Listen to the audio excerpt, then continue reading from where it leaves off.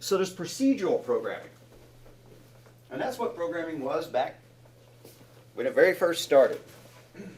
Your program runs top down. You've got a list of tasks you're going to accomplish, and you do them.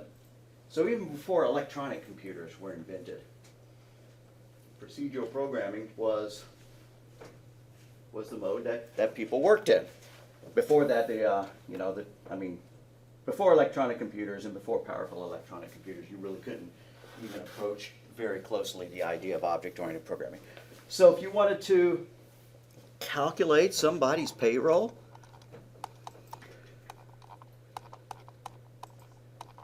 really?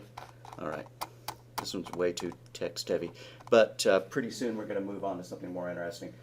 So the idea is you're going to calculate somebody's payroll. You ask for their pay rate. You ask for the number of hours they work. I don't know if this is too light for y'all to see. Then you do some calculations. Multiply those two things together. Then you print the result. Pretty simple. 1, 2, 3, 4, 5. But as problems get more complex, it becomes more and more difficult to do procedural programming. And by the time you are working on something like this, some object-oriented program, I shouldn't have called it that, some window-based program, there's really absolutely no way that you could handle it with a series of instructions like that.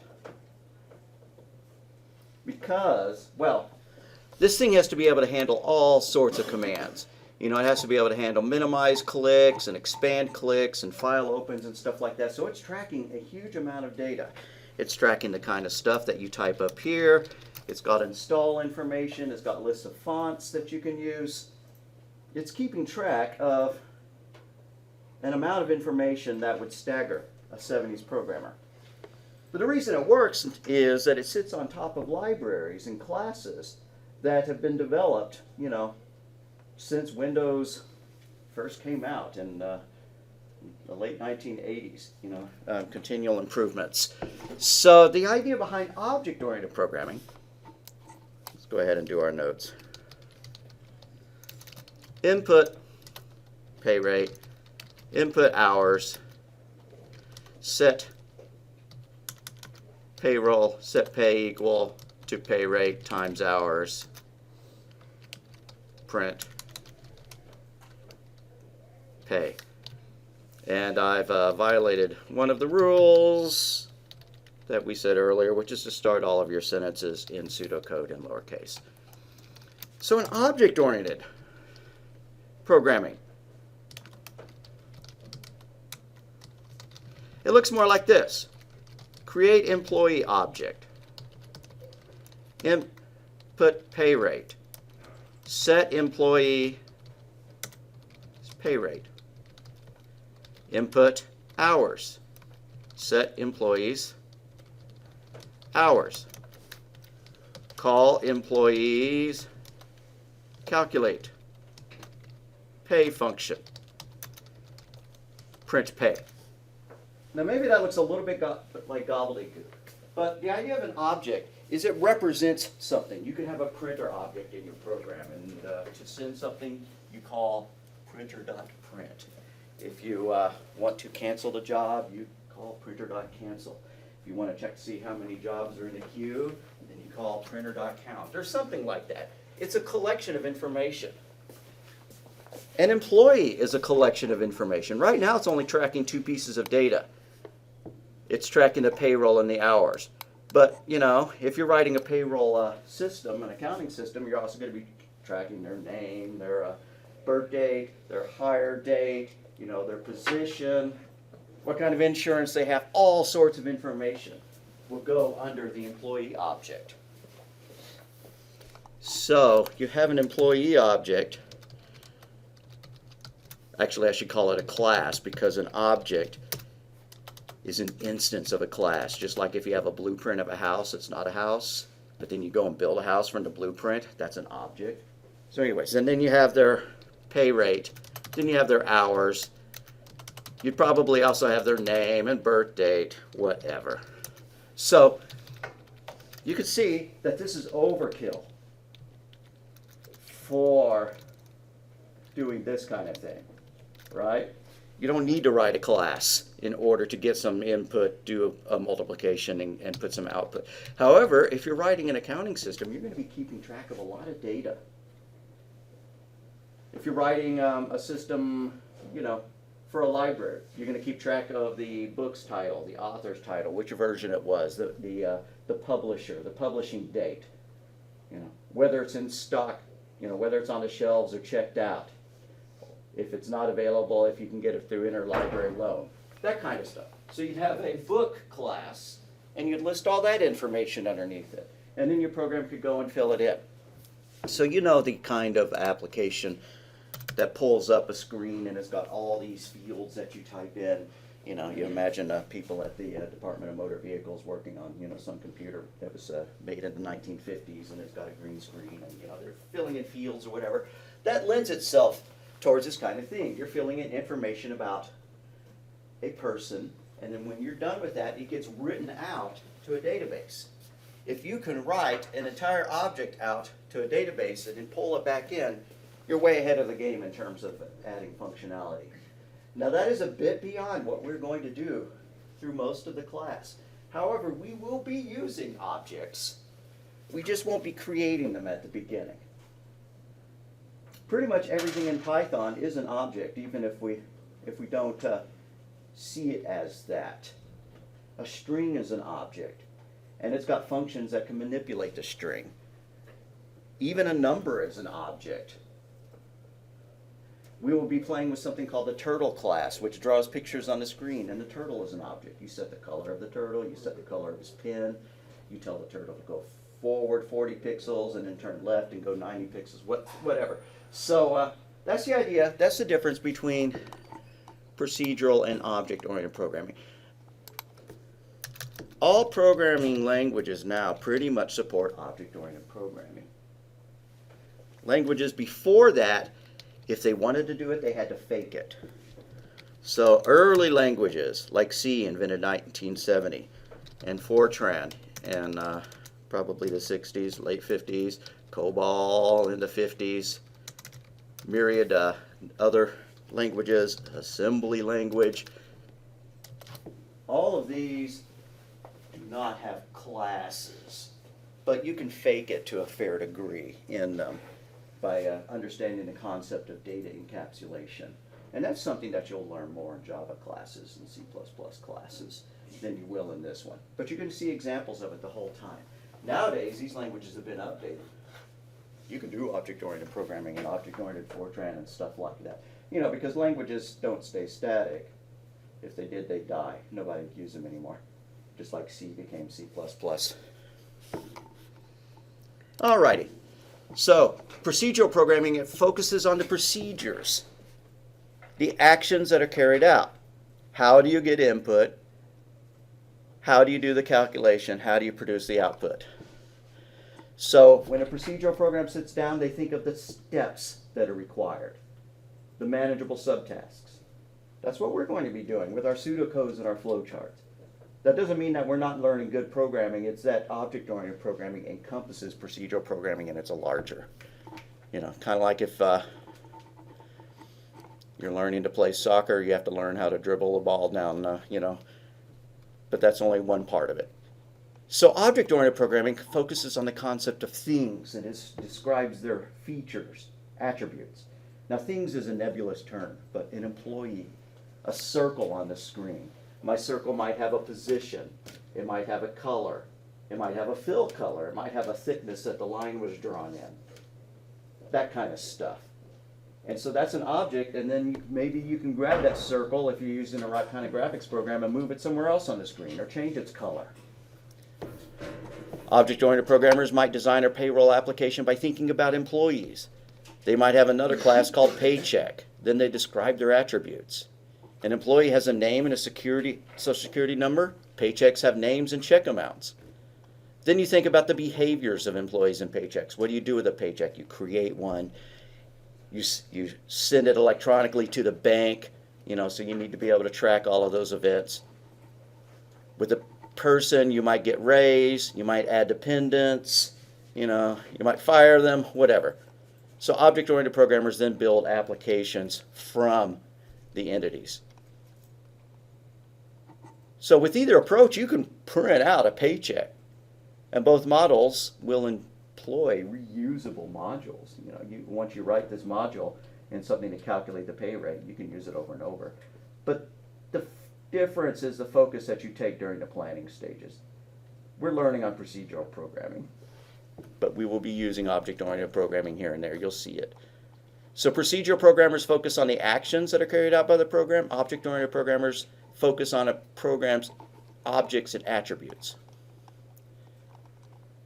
All right, this is a huge wall of text. Let's see. We're going to broach the idea of syntax errors once more.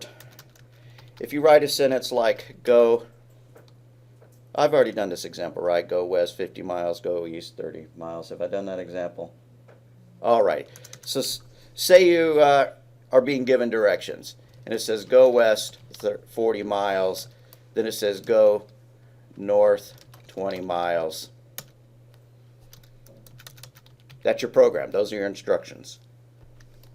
Stop at the Walmart, whatever. Two kinds of errors that could happen. One is the syntax could get garbled. Either the words are misspelled, go, miles, go north, 20 Verber, stop at Walmart. Those are totally incomprehensible. Those are syntax errors. Or maybe the words are all good, but we still don't understand them.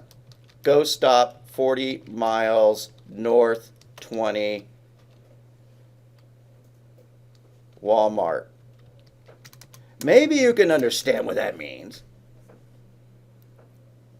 No, because we've left out west, But whatever, Maybe that makes sense in some language where the order of the numbers and the verbs and whatever are switched, but not in English. That's not good English. So even though every one of them is a legit word, we can't understand them. So that's another example of a syntax error. Syntax error is just when the programming language cannot figure out what you're trying to do. You made a typo, you forgot the period, you didn't space it correctly with the right number of tabs, you didn't put the parentheses, Here's another example of a syntax error. A is equal to 10. Or x, sorry. 10 is equal to x. Don't they look like they kind of ought to do the same thing? Don't this look like we're putting a 10 and storing it in the value of x? Well, this one doesn't work because the equal sign in the vast majority of programming languages assumes that you're copying a value from the right side to the left-hand side. So you can't copy a variable into a constant. This thing is fixed. You're not changing the value of 10 ever. But you can put 10 into a variable. So this is wrong. This is bad syntax. And this is good. A pickier one is if you do this. If x equals 10. In a lot of languages, that's a syntax error. Because a lot of languages share the concept of using double equals to do compares, including Python. So this is a syntax error in Java, C, C++. Well, I'm just going to say Java and Python. This is good. You just have to remember that 2 equals is used for comparisons. 1 equal is used for assignment, set. So if you're going to write if, now when I'm talking up here and I'm trying to write out code for y'all to follow, I may make a mistake and say if x equals 3.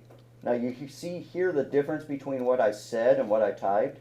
I said if x equals 3, but my fingers knew that since I'm writing an if statement, I need to use 2 equals. When I'm reading them out, I'll try to say if x equal 3, but I might goof. And that's why, looking up here as well as listening to what I'm typing is a good idea. But conceptually, you just need to know. And then if I say, A equals 3, you know that since I didn't say if or while or something like that, I'm not doing a comparison, I'm doing an assignment. We could try to come up with another word for that, but really, the word equals is just so useful for that. All I can think of is calling this double equals, and that's equals. And I may not remember to do that. It's up to you to know some of the syntax. And when I'm wandering around, I will find people who've done this. And it's not because y'all are dumb, it's just because you're not familiar with the syntax yet. That's wrong, but you ought not to, after the first week or so, be doing this. We've never done anything like this in a program where we're taking a variable and copying it in a constant. And if you do it, you just need to learn not to. You know, I'll come over and I'll help you and I'll reverse it, and hopefully you learn from that mistake. Alrighty.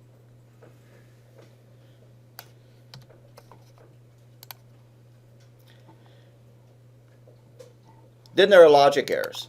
Logic errors are when the instructions are good, but they don't give you the right result. I could have said, go west 20 miles, go north 40 miles, stop at Walmart. Well, there's probably not a Walmart at that specific place because we went in the completely wrong direction, you know, with the wrong measurements. So, you know, this is good syntax, but gets the wrong results. Logic error, as our other text will refer to that as a semantic error.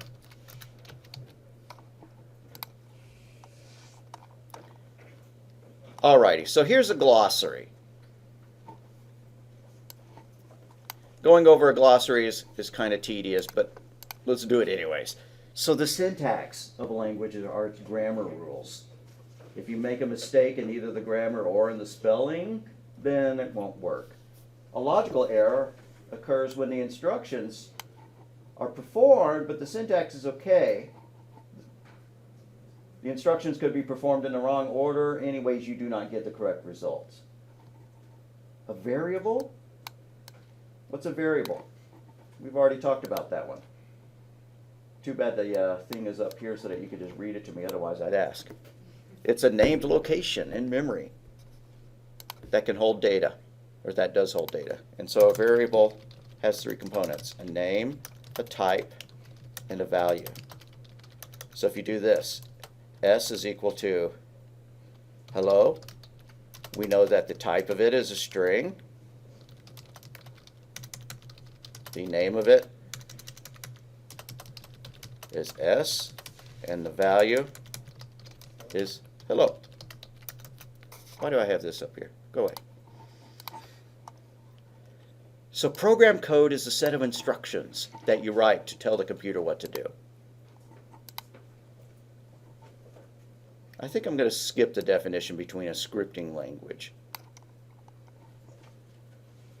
Nah, I'll go ahead and talk about what a scripting language is. A scripting language is one where you distribute the source code of the program. If I write a Python program and I want you to run it, I'm going to send you the text. And if you already have Python installed on your computer, you can run it, but it's distributed as text. You know, if I open it up, I go find a Python program, I could edit it with Notepad. Why is Notepad not listed there? I could though, I swear.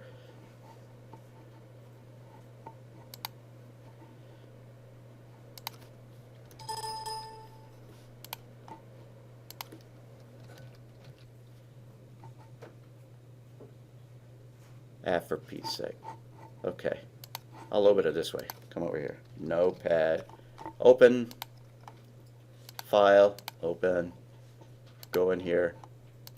It's not being listed, so I do start out start. There's my programs. And there it is. I could open it in Word, Microsoft Word, to be able to edit it. It's just because it's text. You know, and in the early 80s, late 70s, there were programming magazines where you know, you'd buy a magazine and there'd be 20 pages of code on it, and you'd type the game in and you get Pong or Breakout or Space Invaders or something like that. That's possible because you were using a scripting language where the program was distributed as text. Something like C++ compiles to an executable. You can't open an executable with Notepad. An executable is an app. So if I go back to Notepad and I try to find an executable to open, let's see if I can go down into C:, program files, Fox's software, I don't know what that is. Oh, that's our PDF viewer. Eventually I will find an executable. There, I open the executable and nope. I'm not going to be able to email that, that text to somebody and they'd be able to read it. So that's the difference between a compiled language and a scripting language, also known as an interpreted language. Python's a scripting language. You can send somebody the text. It could be downloaded in real time from the internet and run. JavaScript is another one. If you go to a web page, do right-click, view page source, you'll see some programming code. You'll also see a lot of formatting code. The formatting code is called CSS, but if we keep looking, there will either be some stuff that looks like a programming code, or there will be a file. Let's see if I can find one. .js. Apparently this was a bad example, but here we go. We see script, type is equal to JavaScript, and if I open that up, there it is. It's a programming language. Good luck reading it because it's very, very condensed. They take all the spaces and tabs and everything out. But you could if you needed to. You can debug it. And so every time your program loads D2L, it also loads that text, which is the JavaScript. So JavaScript is distributed as text, which is part of a web page, part of a file that's downloaded. So we know what the source code is. Computer memory, that's the temporary internal storage where numbers are saved in your computer. There's really kind of two different kinds. There's volatile, which is where if you turn the computer off, it gets lost, and so the RAM in your computer is volatile. And then there's non-volatile memory. Even if you turn it off, your hard drive keeps its memory. Even when you turn your phone off, there's flash RAM in there that's got all your data and your apps stored on it. Pseudocode. We know what pseudocode is. I really wish I'd done this separately that just had the words and made y'all see it. It's an English-like representation of the logic. A flowchart. A flowchart's what we're going to do. It's a pictorial representation.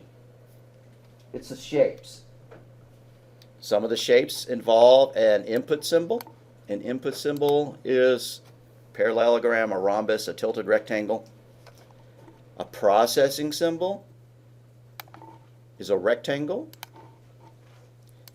That's when you do the math. And then an output symbol is also a parallelogram. And some people think that you ought to make the parallelogram tilt one way if it's input and tilt the other way if it's output. That's way too picky. You don't need to do that. So this is kind of a rehash, but input-output symbols are represented by parallelograms. And then you have flow lines that hook up. You start up at the top, and then some lines go, showing you what step by step you're going. And you try to arrange your flowchart in a way that's visually understandable, rather than just make the lines go like a connect the dots or a puzzle from a coloring book or something like that. You try to make them go straight and be consistent. Then there's a terminal symbol. That's the oval.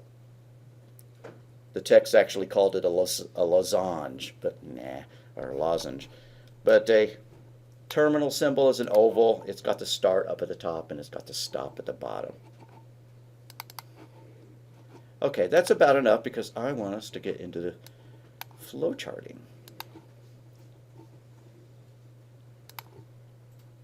I'm sure there was a little one. No, that was actually the end. So when I said it was about enough, all I did is skip one thing.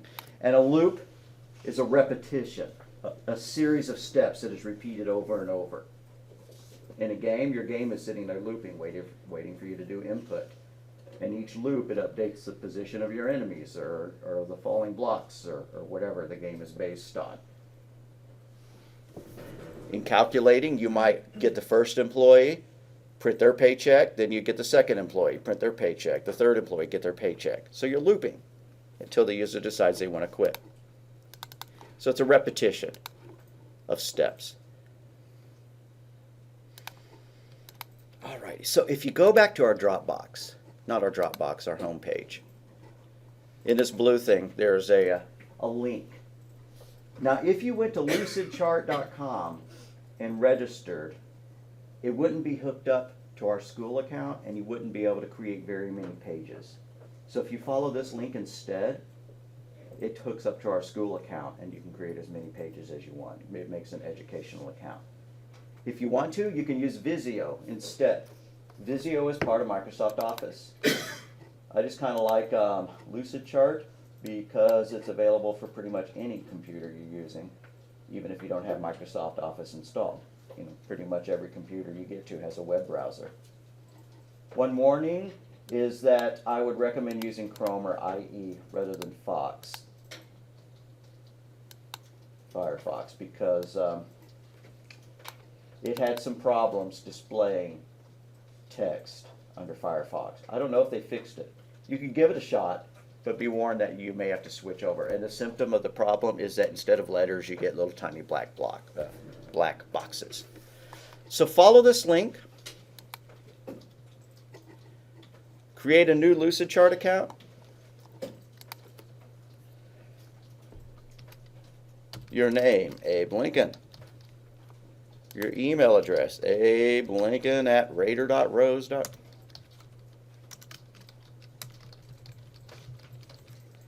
And your password. Abe Lincoln's password is going to be freedom.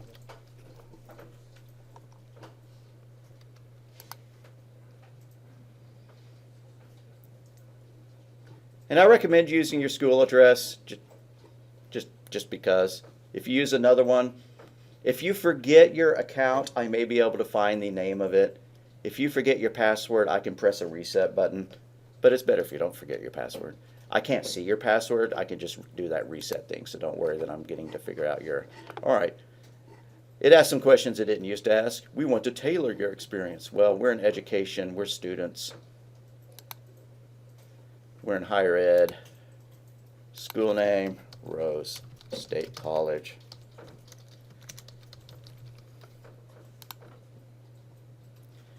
All right, now it keeps walking us through a tutorial. I'm just going to click Start Drawing. I don't want to see anymore.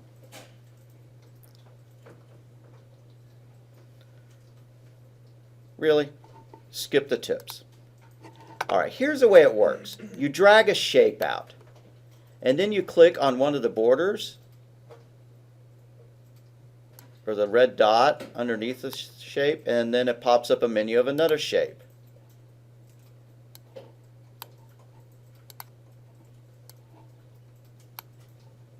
Right now I'm just drawing nonsense. Like that.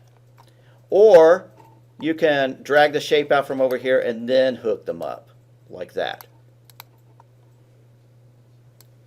Alright, I've already made several egregious errors, which makes this a horrible flowchart. But again, this is just for fun.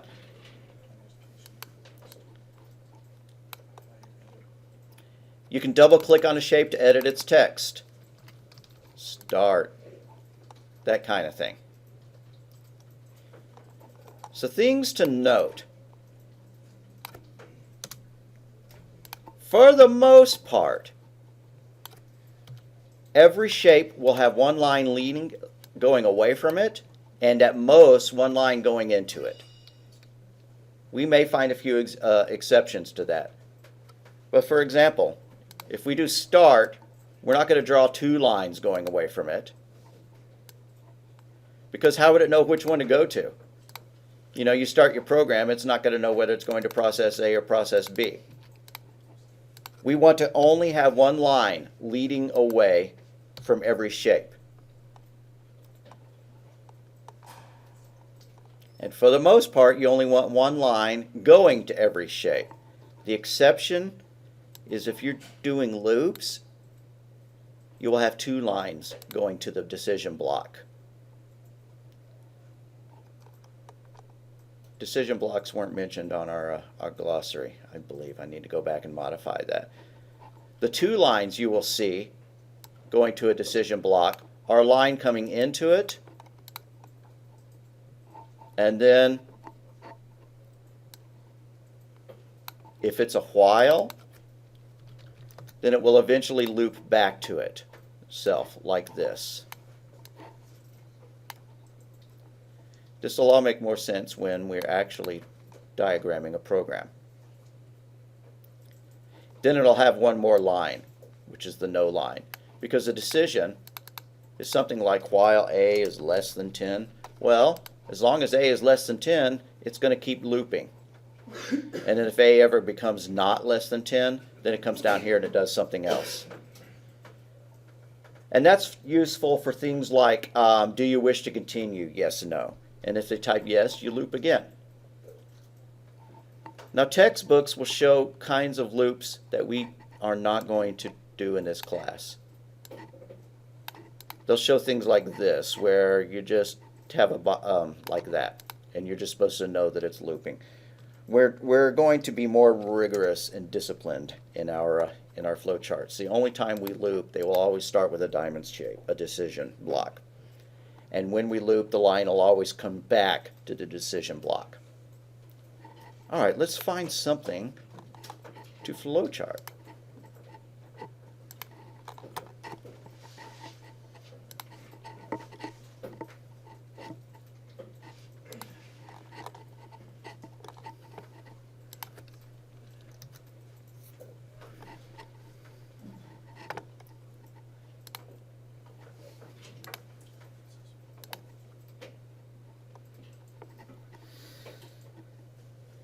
All right, we're going to write a program that converts the number of feet entered to the number of meters. So if I'm 6 feet tall, I'll be able to find out how many meters tall I am. We're going to do the pseudocode for that first. So I'm just going to open up a text editor and write some pseudocode. Input feet. We're going to get the number of feet from the user. Now we have to do some calculations. The number of inches is equal to the number of feet times 12, right? 12 inches in a foot. The number of centimeters is equal to exactly the number of inches times 2.54. If you've taken physics or chemistry, you may have burned that into your brain. Otherwise, I don't expect you. Then the number of meters is equal to the number of centimeters divided by 100. There we go. According to our texts, we should always start our pseudocode with the word start, and then we should space everything over a little bit, and I forgot to do that, so I'm going to repeat that, fix that now. And now that we've calculated the number of meters, we're going to put the words output meters. So that's our program for calculating, well, it's our logic for a program that converts feet to meters. When we turn this into Python, we're going to remember that the input feet thing probably takes 3 steps. It's got a print statement, how many feet, it's got an input statement, and then it's got a conversion where we change it into an int or a float. But it's okay for pseudocode just to leave it like this. It's okay for flowcharts to leave it like this. After a while, maybe we're going to start getting more detailed. Actually, pretty soon we're going to get more detailed. But this is enough for our pseudocode. Pseudocode for feet to meters conversion program. Now we're going to draw this. This one doesn't have any decision blocks, so we're not going to use any diamonds. This line is an input-output block. So that's a parallelogram. You don't have to tag this. This is a calculation, so it's a process block, a rectangle. This is a calculation, so it's also a process. This is yet another calculation. This is a process block. And you mathematically inclined folks probably realize that you can combine all three of those into one. It would look like this. Meters is, and you don't have to type this. This is just a comment. Meters is equal to feet times 12 times 2.54 divided by 100. That would do it in one line rather than three. But I kind of like breaking it up into several steps. Okay, I'm just going to tuck this over here a little bit and go back to Lucidchart and draw a flowchart for that.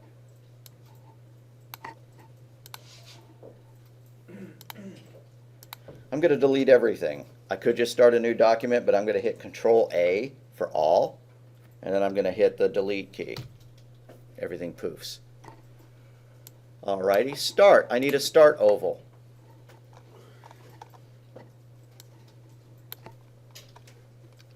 I'm going to put the word start in it. It's called a terminal. It's the opening of the program. It's the "you are here." Now we have an input, feet. That's an I/O. I/O are done in parallelograms, data blocks according to this program. Input, feet. I really need to be hooking these up with arrows, so I'm going to draw an arrow, a flow line from the start block to the input block. Now when I'm drawing them up here, I take a lot of effort to try to condense them to get as much on the screen as possible. So I resize them, I make them small, I push them around. You don't need to do all that because you don't care if it all fits on the screen at the same time. Why do I care? Because I want to keep it on the screen as much as possible so that I'm not scrolling up and down and you can't see what I've done. Now we have three calculations.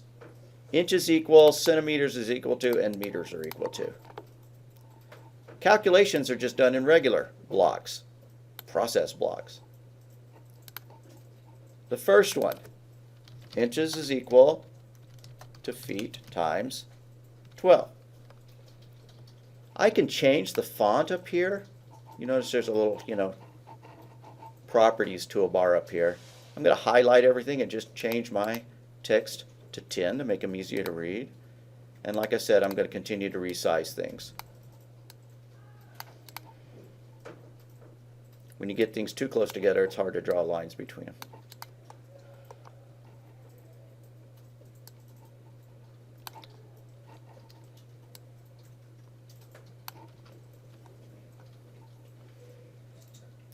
Two more calculations. I could cheat and just copy paste. I was about to say that I was going to do that, but I'll go ahead and drag them down here. The next one is centimeters is equal to inches times 2.54.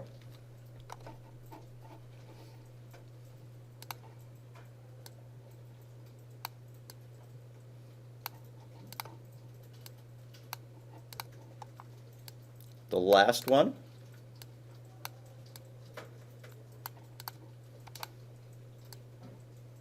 is meters is equal to centimeters divided by 100. Now I've done most of it. What's left for me to do? Yeah, I got to output it. And then a stop.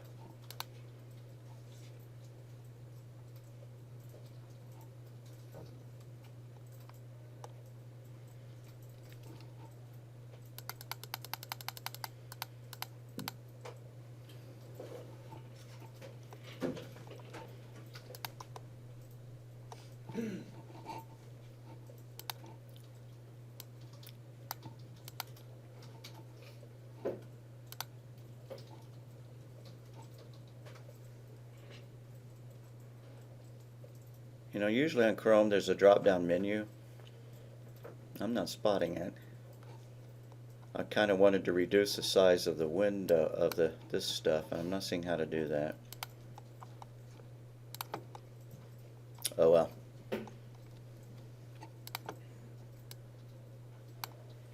All right, I think I have room for my two last things. I need an output, so I'm going to draw a line from here to here and choose a parallelogram. Output meters.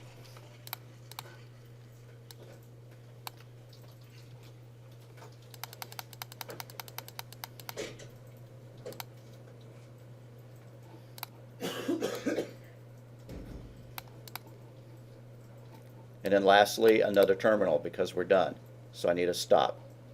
I'm just going to come up and grab this start, right click, choose copy, then right click again somewhere else and choose paste. Oh, well, what do you know?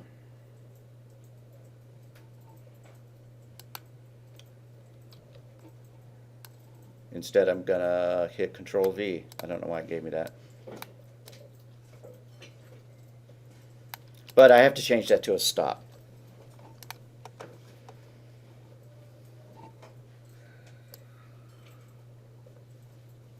All right, so what makes this a good flowchart?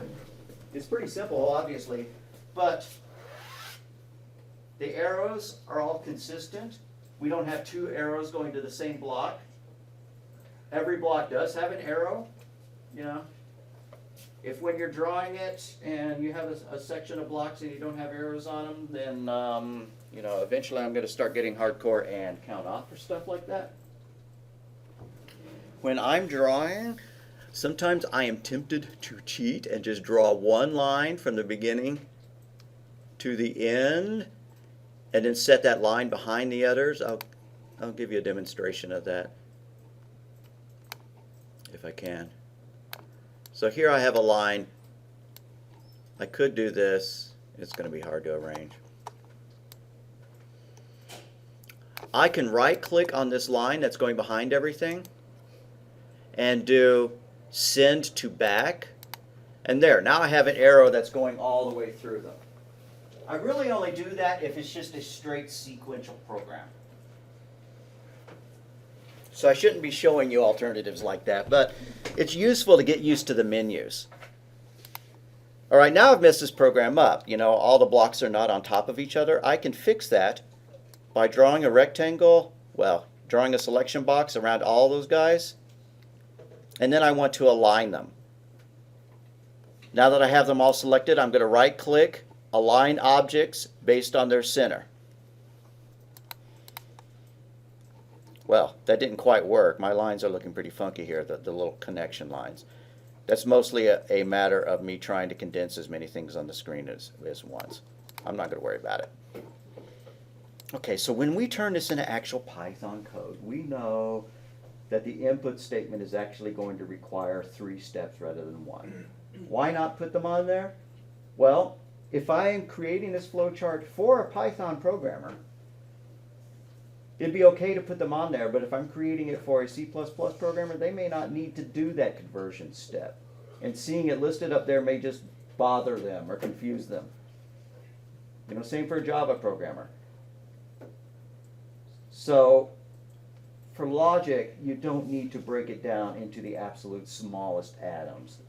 You know, dealing with the molecules is enough. Inputting the feet is enough.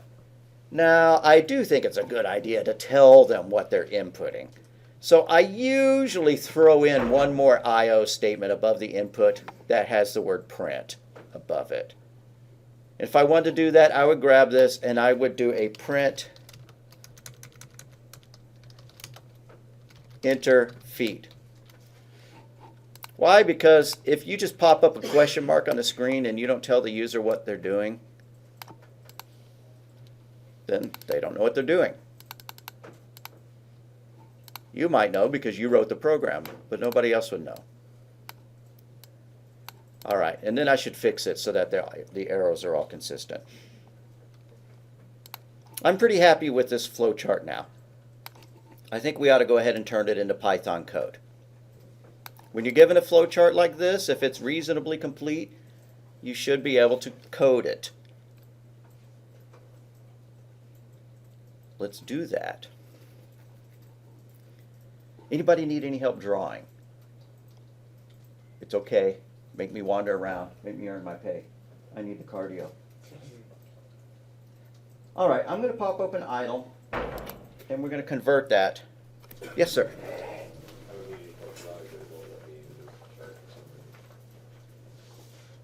Whenever I fill all this out, I hit sign up, it just brings me right back here. Yeah, let me see right here. I believe you, but I want to see it.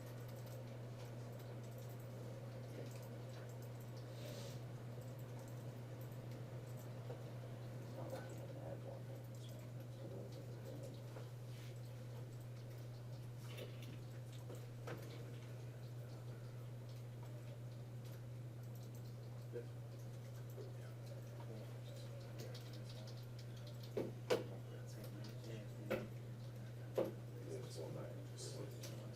You're just making up a password. So hit the use code password or whatever.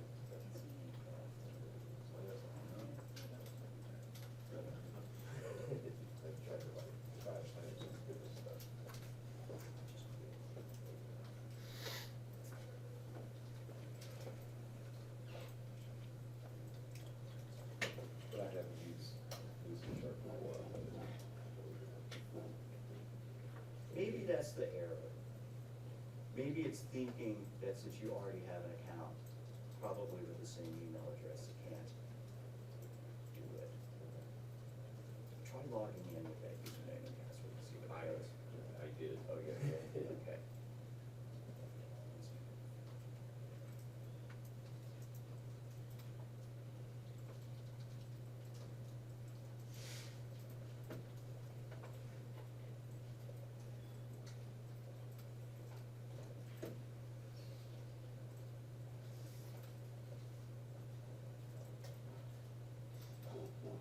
Oh, for Pete's sake.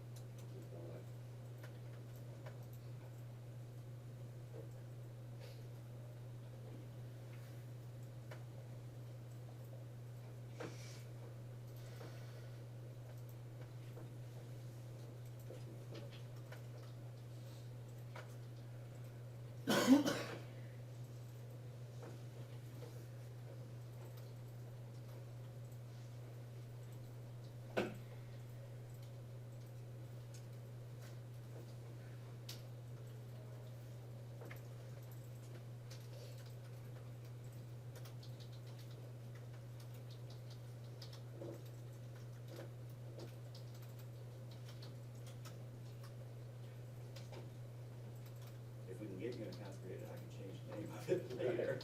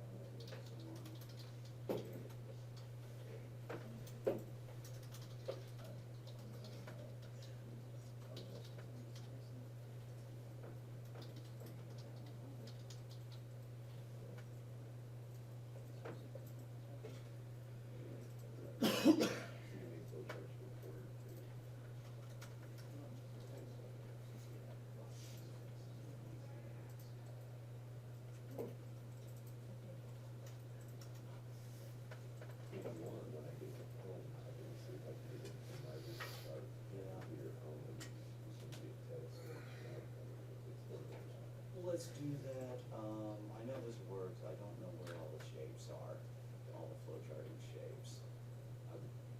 Otherwise, we'd be just straight to them. All I'm seeing are those.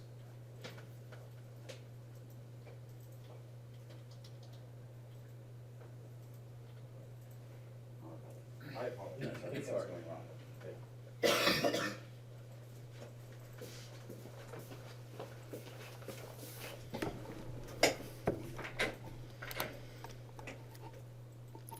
All right, I'm going to go to Start, Launch Idle.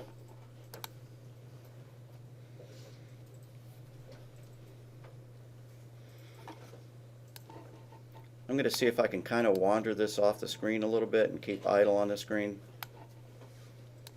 All right, do File New. We don't want to just start typing or do a Save As on this screen. That's the shell. We want a new file. So New File. Let's just call it feet meters. So do a Save As. Don't save it in the guts of the Python subdirectories. Go to your own folder. Feet meters. Hit enter.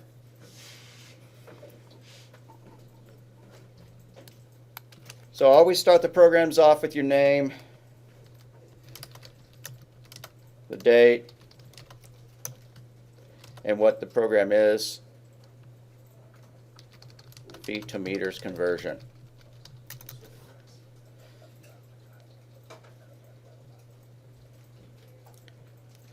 One thing I like to do, which you don't have to do, is I actually like to break the program up with comments into what it's doing. Input, processing, output, like that. But that's not on the flowchart per se, so I'm just going to delete that. But you'll see me do that. You'll see me sometimes go back and add comments like that. So let's print. Now this isn't Python syntax because it doesn't have the parentheses. But we're going to put the parentheses in there. Enter feet. Or better yet, enter distance in feet. Otherwise, it might be asking you if you have 1 foot or 2.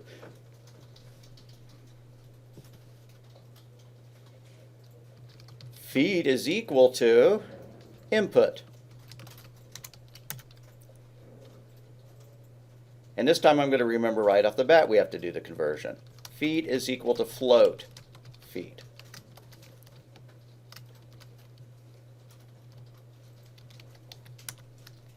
And I put way too many spaces just to make things easier to read. You don't have to do that.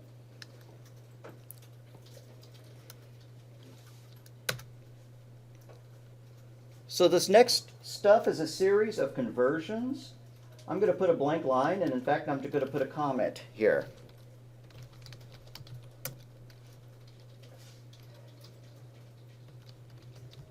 Inches is equal to feet times 12.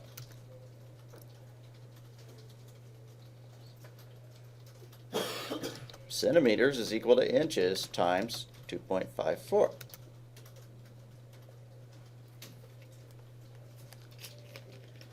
Lastly, meters is equal to centimeters divided by 100.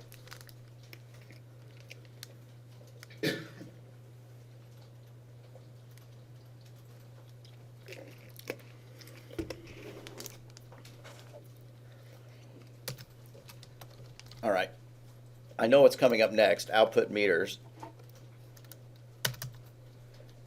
Print distance in meters is, I could have just output the meters, I could have done just print meters, but the more information you give the user, the better. So I'm telling them what they're seeing.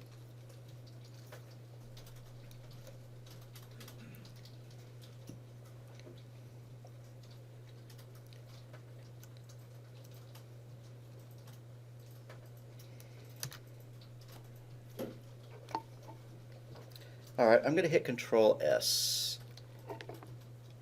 And I want to show y'all something. You may have already noticed this. If you download a program, a Python script, and you run it like this, if you go out to the directory where it's stored and you double click on it, it asks you a question and then it closes the box. Uncool. If you want to be able to run your program like that and you want it to hang around so you can see the output, you could add one more input statement. This is not part of the flowchart. I'm going to delete it, but I just want you to know how to fix your program depending on how you're trying to run it. So that way I have one more input statement. So if I run it again like this, and it says enter distance in feet, I know you can't see this, 30. it says distance in meters is equal to 9.144, and then it hangs out, you know. It doesn't just close it. And if the user then wants it to go away, they can hit enter or close it or whatever. So sometimes you may want to put a final input statement. When we're running it from idle, we don't have to do that. Why? Because we can just choose run module, enter distance in feet. It's a football field, so it's 300 feet, which is 91.44 meters. Does that mean that soccer fields are 100 meters long and they're a little bit bigger than football fields? I don't know. Of course, we would play them on the same field. So, you see what I mean? It ran it, it kept that window open because it just ran it in the Python shell that idle already had open. So I didn't have to add that input statement. Okay, to make this a perfectly groovy program, I'm going to go ahead and add the comment that I was talking about. Input. There. Now this is a pretty well documented program. The only thing that's kind of missing is we might want to say what's actually going on here, but in a way this is kind of self-documenting. What does that mean? It means it's written simply enough that if you look at it, you know what's going on, as long as you know what CM stands for. You can go, oh, I see what that conversion is. I see what that conversion is. Oh, yeah, that's how you go from centimeters to meters. So if you are commenting your code, you don't have to do this. Display message. Don't type this. Get input from user. Convert to a float. You can see where I'm going with this. If you're commenting every single line, you're trying way too hard. You don't need to do that. Assembler programmers comment every line, but that's because assembler is so dang hard that they need all the help they can get. Let's undo those.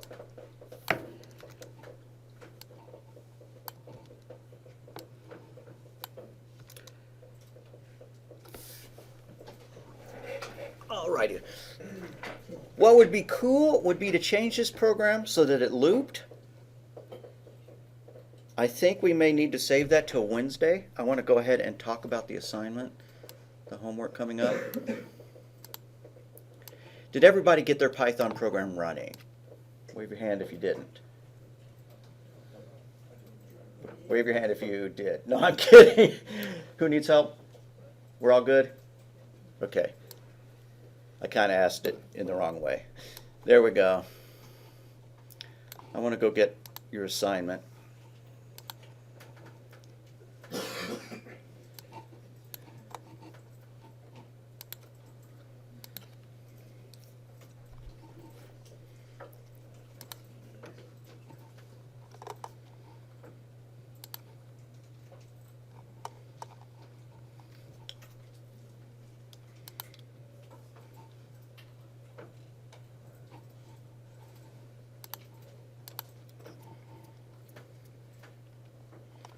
Okay, this assignment is to write pseudocode.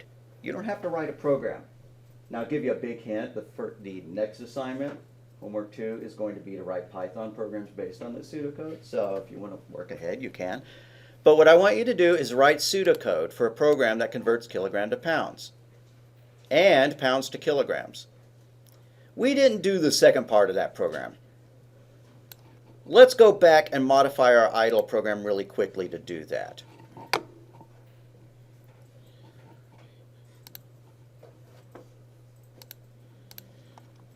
Okay, so I'm tempted just to cut and paste, but print, enter a distance in meters. Meters is equal to input. Meters is equal to float meters. I'm going to put a comment in front of all that. I need to hit return a lot to get this on the upper part of the screen where it's easier to read.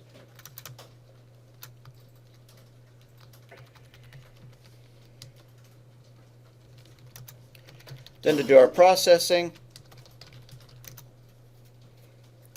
it's just a reverse series of steps. Centimeters is equal to meters times 100.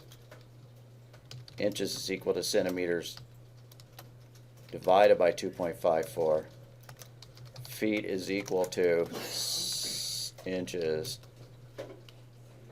divided by 12.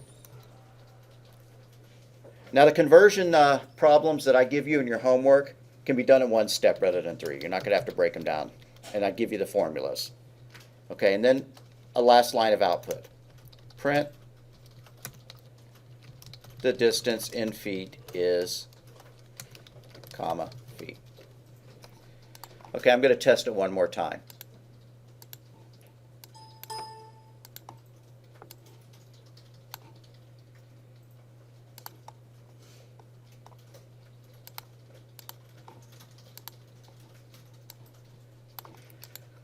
A distance in feet is 100 feet, that's 30 meters. A distance in meters, 100 meters, is 328 feet. Okay, those numbers look pretty good.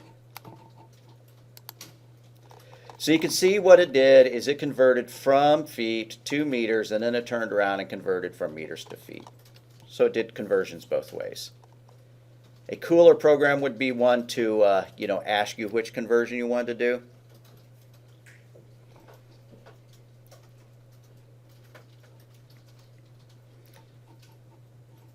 So going back to the homework,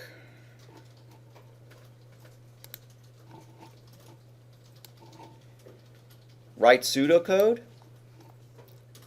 So we should go and update the pseudocode that I wrote.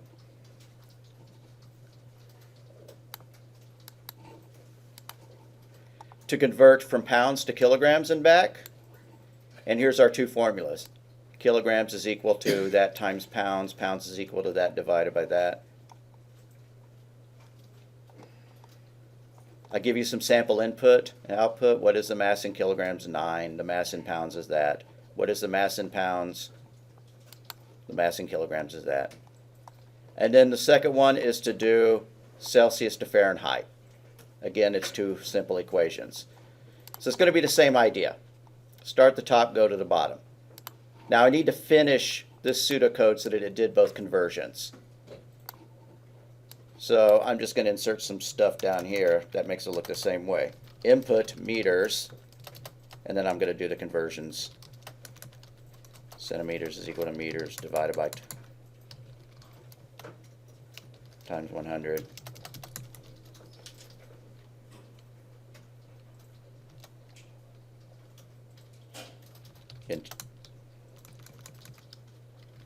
Inches is equal to centimeters divided by 2.54. Usually I'm going to give you the formulas. And then feet is equal to inches divided by 12. And then output feet. Okay, that's the whole pseudocode if I'd asked you to do feet to meters and back again in the conversion assignment rather than what I did. So I will upload this as sample pseudocode.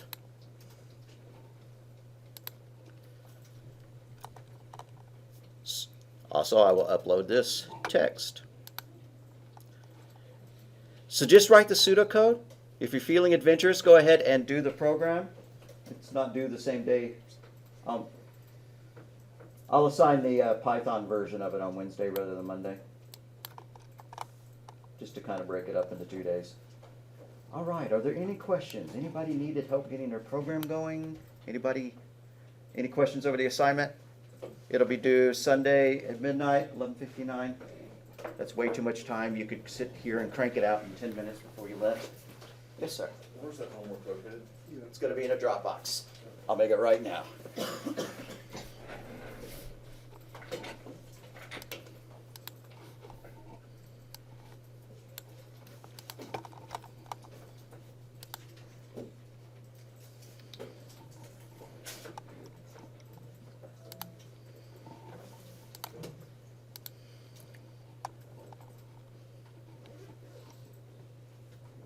Oh, there already is a Dropbox for it.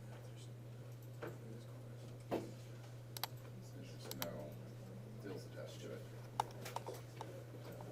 All right, there's a Dropbox for homework 1 already out there. So There isn't. there isn't? There was the Dropbox, but there isn't the attachments. Right. I'm going to upload the attachment. I'm going to put the extra pseudocode and code in there for you. Okay. All right, guys, I'll take roll based on the in-class. So let's make an in-class upload if there's not one already, and I don't think there is. Okay, so this is going to be in-class D.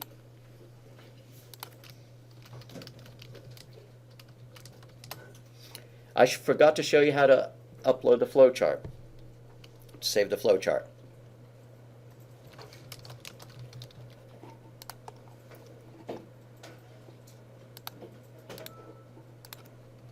I'd like for you to give me your flowchart. So to do that, you need to download it. Here's how you download it. You go to File. You could do Save As and give it a name, but that doesn't download it. I'm going to go ahead and do that. Feet to meters. I did Save As and gave it a name, but that doesn't put it on your hard drive anywhere. Then you do File, Download As.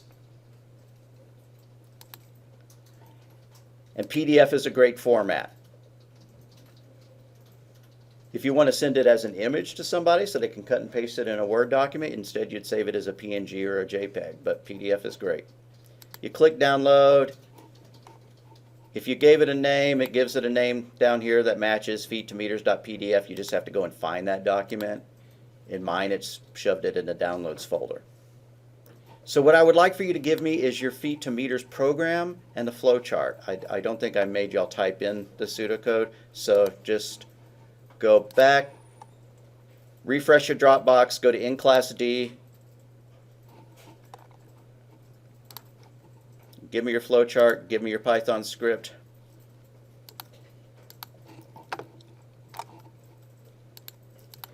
And once you've done that, you're done.